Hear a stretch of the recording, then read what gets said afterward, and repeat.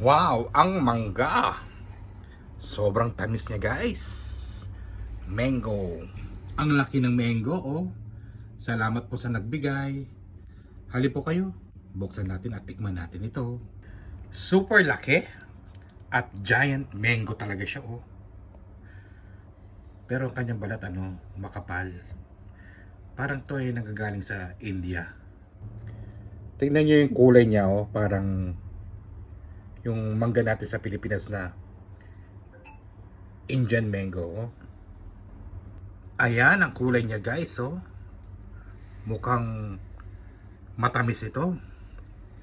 Kaya tikman na nga natin.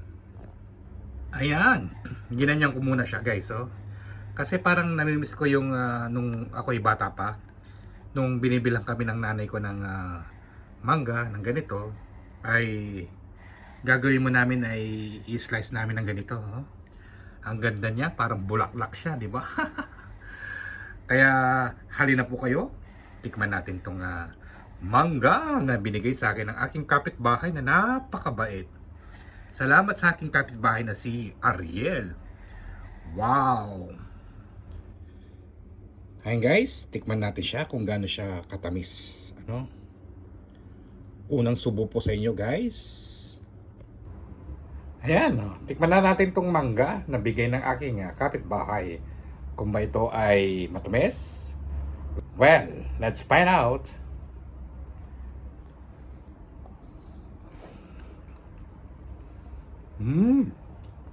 Wow! Matamis din siya. Wow, panalo. Well, anyway, maraming salamat po dito sa manggang bigay sa akin ng aking kapitbahay. At talagang hindi niya ako nakalimutan na bigyan ito. Pinagmamalaki ko talaga na matamis din siya. Anyway guys, maraming salamat po sa panonood nitong aking short video. Thank you for watching. Like and share. Ingat po kayo parati at enjoy lang. Huwag po ninyong kalimutan na i-like, subscribe, and share. And this is Joboy TV, always bring you the best. Bye!